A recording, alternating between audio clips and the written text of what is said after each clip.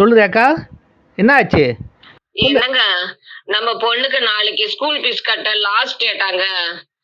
இன்னைக்கு காலையில நம்ம பொண்ணு சாப்பிடாம கோச்சிக்கின்னு போயிட்டாங்க. இன்னும் நான் ஆபீஸ் உள்ள கூட போகல ரேக்கா. அதுக்குள்ள ஃபோன் பண்ற? ஏன்? காலையில வீட்ல இருந்து கிளம்போதே இத சொல்லியிருக்கலாம்ல? இல்லங்க, நேத்து தானே வீட்டு வாடகை கொடுக்க காசு அங்கங்க புரட்டினு சொன்னீங்க. சரி, கண்டிப்பா ட்ரை பண்ணி பார்க்குறேன். என்ன செய்யறது? ட்ரை பண்ணி தானே ஆகணும். வச்சிடுறேன்.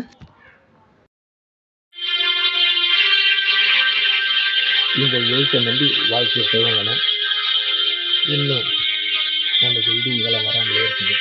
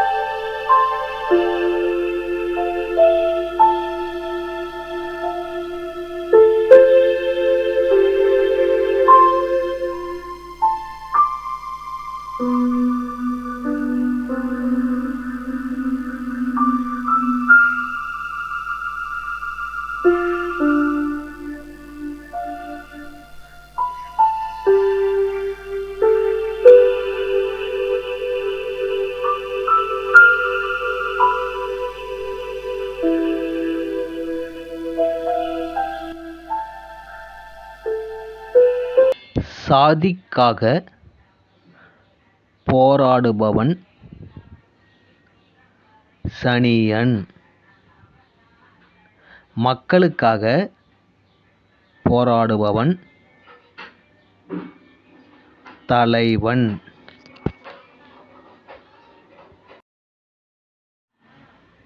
வணக்கம் ஐயா. வாங்க பயணியவன், வாங்க வாங்க வாங்க, உட்காருங்க. தண்ணி எடுத்து குடிங்க.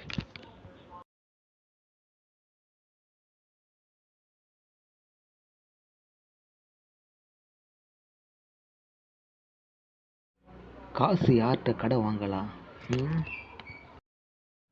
என்ன சார் சோகமாக இருக்கீங்க? ஒன்றும் இல்லைப்பா, வீட்டில் ஒரு சின்ன ப்ராப்ளம். வாடகை கொடுக்கறதுக்கு அப்படி இப்படின்னு பார்த்து சமாளிச்சிட்டேன். என் பொண்ணுக்கு எக்ஸாம் ஃபீஸ் கட்டணும். நாளை கடைசி தேதி. பணம் எங்கேயும் கிடைக்கல. யாரோ கேட்டு பார்த்தேன், யாரும் இல்லைன்ட்டாங்க. என்ன பண்ணுறது புரியாமல் இருக்கிறேன்பா. என்னய்யா எப்போதும் தெளிவாக இருப்பீங்க, இப்போ என்ன கஷ்டத்தில் மாட்டிட்டீங்க? என்ன தம்பி பண்ணுறது? வருமானம் எப்படி வருதோ அப்படித்தான் வாழணும். ஆனால் என் மனைவி மற்றவங்க வீட்டு பொண்ணு மாதிரி நம்ம பொண்ணு தனியார் ஸ்கூலில் படிக்கணும், ஆடம்பரமாக வாழணும்னு ஆசைப்பட்றாங்க. நானும் பல சிரமத்துக்கு மத்தியில் அவள் ஆசைப்படியே என் குழந்தைய தனியார் ஸ்கூலில் படிக்க வச்சிட்டேன். ஒரு வருஷமும் ஃபீஸ் கட்டும்போதெல்லாம் என் பொண்ணு அவமானப்படுறது எனக்கு தான் தெரியும். இப்போ கூட என் பொண்ணு எப்படி அவமானப்பட்டிருப்பாளோன்னு எனக்கு தெரியும். என்ன செய்கிறது? ஆண்டவன் எப்படியாவது ஒரு வழியை காட்டுவான். நீங்கள் இவ்வளோ சிரமப்படுறதை பார்த்ததே இல்லையா? கவலைப்படாதீங்க, நல்ல செய்தி தான் கொண்டு வந்திருக்கேன். என்னப்பா நல்ல செய்தி? நீங்கள் எழுதின கவிதையை ஆனந்த வீணுக்கு கொடுத்துருந்தேன் ஐயா. மேனேஜர் படித்து பார்த்துட்டு சூப்பராக இருக்குன்னு சொன்னாங்க ஐயா. அப்படியா? கேட்கவே ரொம்ப மகிழ்ச்சி ஆகுதுப்பா. அவங்களோட வாரதலுக்காக வாரம் வாரம் எழுதுறதுக்கு கேட்டிருந்தாங்க ஐயா. நீங்கள் என்ன சொல்கிறீங்க ஐயா? கொடுத்துடலாம். அந்த விஷயமா தான் உங்களை 11 மணிக்கு கூட்டு வந்து பார்க்க சொல்லியிருக்காங்க ஐயா. ஐயா 11 மணிக்கு போகணும். ஐயா 11 மணிக்கு போயிடலாம் இல்லையா? போயிடலாம் இனியவன். எந்த அட்ரஸ்ஸு?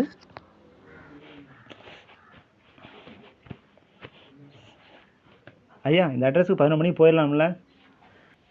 இனியவன், நம்ம 2 பேரும் ஒரே அட்ரஸ் தானே போகிறோம். நம்ம 2 பேரும் சேர்ந்து போனால் என்ன? எனக்கு கொஞ்சம் வேலை இருக்குது, முடிச்சுட்டு வந்துடுறேன். நீங்களும் முடிச்சுட்டு அங்கே வந்துடுங்க. வந்துட்டு எனக்கு கால் பண்ணுங்கள், 2 பேரும் சேர்ந்தே போயிடலாம். ஓகேப்பா, அப்போ நீங்கள் கிளம்புங்க. வரேங்க ஐயா.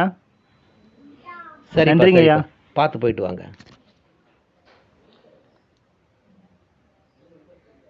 வாழ்க்கையில் வரும் சிக்கல் நம்மை காயப்படுத்த அல்ல, நம்முடைய முயற்சியையும் நம்பிக்கையையும் அதிகப்படுத்தவே.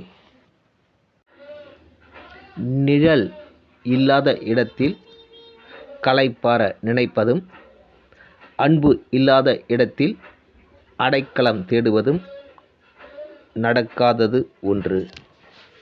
காவல்துறை மீது மக்களுக்கு மரியாதை வர வேண்டும், நம்பிக்கை வர வேண்டும். பயமோ வெறுப்போ வரக்கூடாது. அது நன்றாக இருக்காது. தலைக்குள்ள மூளைதான் இருக்கணும், கர்வம் இருக்கக்கூடாது.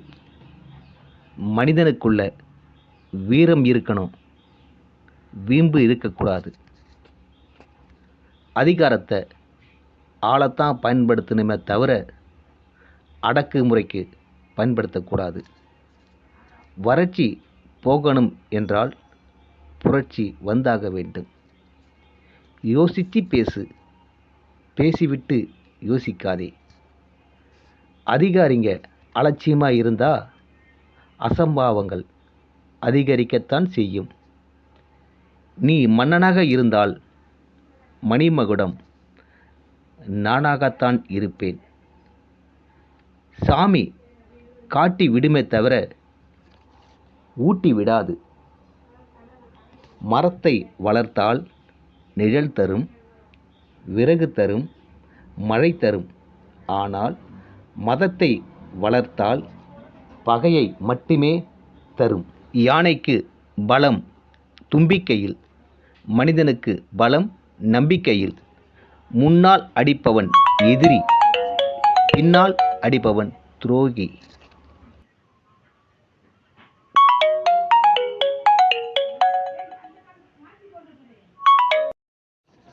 என்ன ரேக்கா?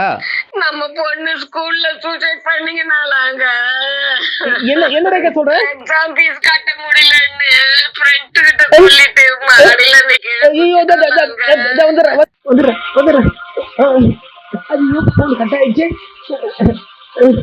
ரேகா போன் ஆயிட்டு,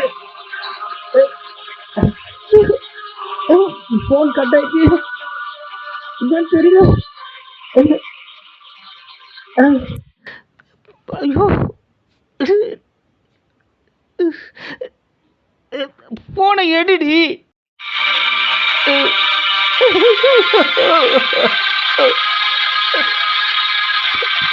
ஐயோ,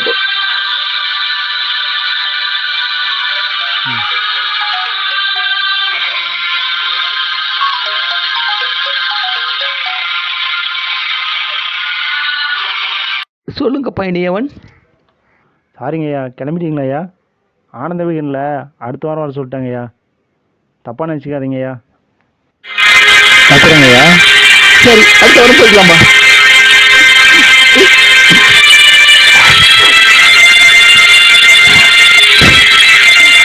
பொண்ணுக்கு ஒன்றா இருக்கிறது. பொண்ணுக்கு நான் இருக்கிறது.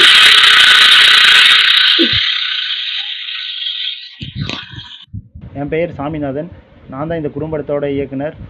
அதாவது நம்ம வருமானத்துக்கு தகுந்த மாதிரி தான் வாழ கற்றுக்கணும். ஆடம்பரத்தையோ நம்ம வருமானத்துக்கு மீறி வாழ்ந்தால் இப்படி தான் நடக்கும்.